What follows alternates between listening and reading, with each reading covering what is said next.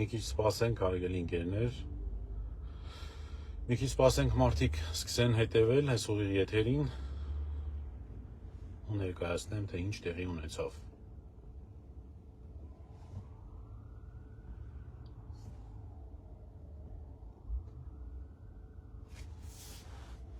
Այս ավտոլայվի ռեժիմում առաջին անգամ է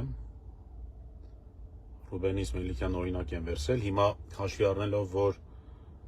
զանգերը շատ էին եւ այդ ամբողջ ընթացքում հենց քննչական գործողության ընթացքում, ձերբակալման ընթացքում հնարավորություն չունեի պատասխանելու բոլորի զանգերին,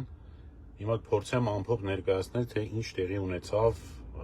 մոտավորապես 1 ժամ ու կես առաջ։ Ուրեմն ասեմ, որ մենք Արշակ Սրբազանի հետ ու Արշակ Սրբազանը հրավիրվել էր հարցաքննության այն հայտնի տեսագրության գործով։ Հարցաքննությունից արդեն հասկանալի էր, որ հրավերը բոլորովին կապ չունի այդ գործի հետ կամ լրացուցիչ հարցաքննության նպատակը գոնե բացակայում էր, որովհետև որպես այդպիսին հարցերն էլ անհեթեթ էին եւ անիմաստ։ Հարցաքննությունը ավարտելուց հետո դուրս եկանք քննչական կոմիտեի գլխավոր մուտքից եւ հենց դրան մոտ մեզ դիմավորեցին ազգային անվտանգության ծառայության աշխատակիցները, հայտնելով Արշակ Սրբազանին, որ նա ձերբակալված է եւ որ նրա նկատմամբ կա քննիչի կողմից կայացված ձերբակալման որոշում, սակայն ինչի համար, ինչ մեղադրանքով ոչինչ չներկայացրեցին, ասեցին, որ կիմանանք դա քննիչի մոտ։ Գնալով քննիչի մոտ պարզեցինք շատ զավեշտալի, շատ ծիծաղելի մի պատմություն։ Պարզվում է, որ Արշակ Սրբազանի նկատմամբ հարուցված է քրեական հետապնդում կամ նրան մեղադրանք ներկայացվեց, թե իբր նա 2018 թվականին երբ մի խումբ քաղաքացիներ վեհապարի նկատմամբ ակցիա էին իրականացնում, ու այդ պատմությունը հավանաբար բոլորդ հիշում եք, թե իբր այդ ժամանակ Արշակ Սրբազանը մասնակիցներից մեկին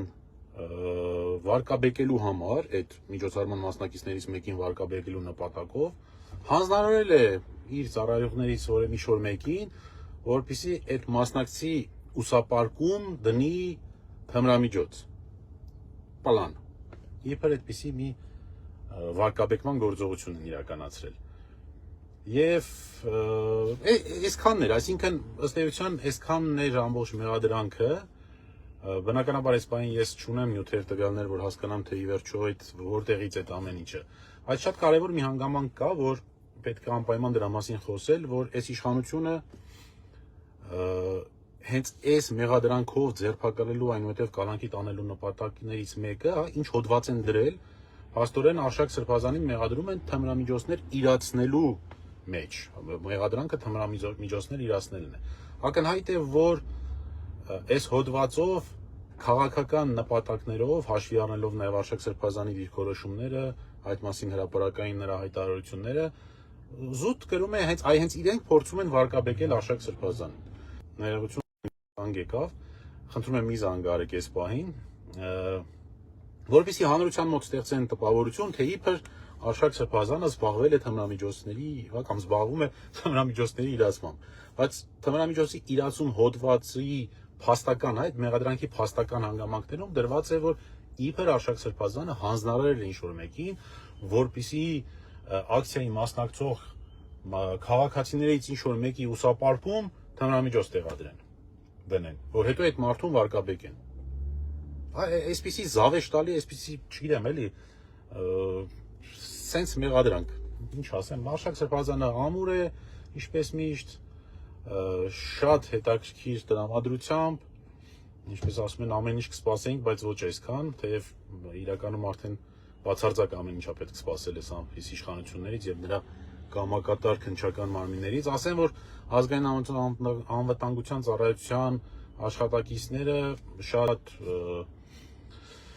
հանգիստ ձերբակալում, այսինքն չի իրականացվել որևէ ուժի կիրառմամբ կամ որևէ ֆիզիկական ուժ բռնություն չի եղել, ուղղակի հայտնել են, որ ձերբակալված է եւ մտնել ենք շենք։ Այսքանն էր, որ այս պահին ուզում էի ձեզ տեղեկացնել, հաշվի առնելով նորից եմ հիշեցնում են զանգերը, հաղորդագրությունները, որ առկա են, որին չեմ հասցնում ուղղակի պատասխանել։ Մնացածի մասին, այսօր սպասում եմ հիմա նյութերը, որպեսզի ուղարկեն, միջնորդության մասին է խոսքը մասնավորապես, դատարանի եւ կտանեն դատարան, վստահ եմ, Ավան նստավայր, վստահ եմ ես այսօր նիստ կունենամ կամ կհանդիպեմ մեր շատ սիրելի դատավոր Մասիս Մելքոնյանին։